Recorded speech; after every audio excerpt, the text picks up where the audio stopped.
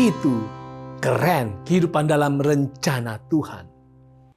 Kasus obat sirup anak yang diperkirakan penyebab ratusan anak yang mengalami gagal ginjal mengejutkan kita lagi.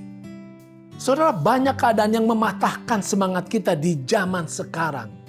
Masalah pandemi yang sudah memasuki tahun ketiga, perang yang terus berlangsung di Ukraina, nilai dolar yang semakin melangit, malapetaka yang terjadi di sekitar kita berulang-ulang, kasus kejahatan yang tidak berhenti, dan lain-lain sebagainya. Satu hal penting yang sangat dibutuhkan setiap orang sekarang ini. Entertainment yang asik, permainan atau computer games yang canggih, tidak. Itu malah banyak menghancurkan. Yang harus kita miliki sekarang adalah harapan atau hope. Dunia profesional atau para bisnismen juga tadinya tidak anggap ini penting. Tetapi datangnya pandemi merubah segalanya. Pada saat kesulitan dahsyat, harapan sangat penting. Itu akan membawa ketenangan, motivasi, kesehatan, dan daya kerja kita. Karena kalau harapan hilang, demikian juga keinginan kita untuk bertahan dan menang. Kitab Daniel menceritakan tentang suatu dasar pengharapan yang besar. Dia katakan di dalam Daniel pasal 12 ayat yang pertama sampai yang kedua. Pada waktu itu juga akan muncul Mikael, pemimpin besar itu, yang akan mendampingi anak-anak bangsamu. Dan akan ada suatu waktu kesesakan yang besar, seperti yang belum pernah terjadi sejak ada bangsa-bangsa sampai pada waktu itu. Tetapi pada waktu itu bangsamu akan terluput, yaitu barang siapa yang didapati namanya tertulis dalam kitab itu. Ayat ini sesungguhnya menceritakan tentang datangnya suatu masa sulit yang paling luar biasa. Belum pernah terjadi. Puncak. Tetapi ini adalah dasar pengharapan. Pertama, muncul Mikael, seorang pemimpin besar surgawi. Siapa dia?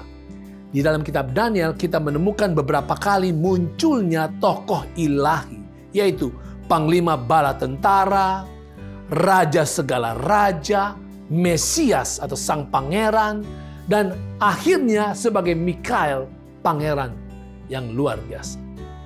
Itu semua adalah gambaran tentang Yesus. Jadi saudara, di tengah-tengah segala kesulitan, Yesus tidak akan tinggalkan kita. Percayalah, berpeganglah, berharaplah pada Yesus. Dia dampingi dan tolong. Yang kedua, bangsamu akan luput. Ini jaminan besar. Seperti orang Israel yang luput ketika menyeberangi Laut Merah yang Tuhan keringkan. Maka kesulitan besar kita hanya akan membawa kuasa besar Tuhan. Jangan takut, jangan gentar. Terus maju tak gentar. Yang ketiga, ayat yang kedua katakan, dan banyak dari antara orang-orang yang telah tidur di dalam debu tanah akan bangun. Sebagian untuk mendapat hidup yang kekal, sebagian untuk mengalami kehinaan dan kengerian yang kekal. Ayat ini adalah bagian dari perjanjian lama yang menjabarkan tentang adanya dua kebangkitan.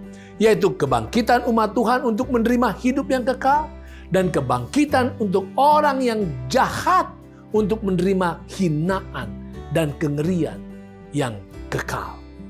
Artinya saudara, bagi umat Tuhan, dunia yang penuh dengan semakin banyak kesulitan hanya kehidupan sementara. Nantinya, kalaupun mati, umat Tuhan akan dibangkitkan untuk menikmati dunia yang kekal, yang tidak ada malapetaka maupun kesusahan.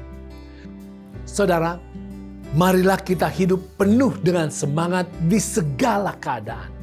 Kita punya pengharapan yang besar ke masa depan. Karena Tuhan akan tolong kita untuk mencapai yang terbaik di dunia yang penuh kesulitan ini. Dan bahkan kita akan menikmati keberhasilan puncak ketika kebangkitan Tuhan berikan bagi kita untuk hidup yang kekal.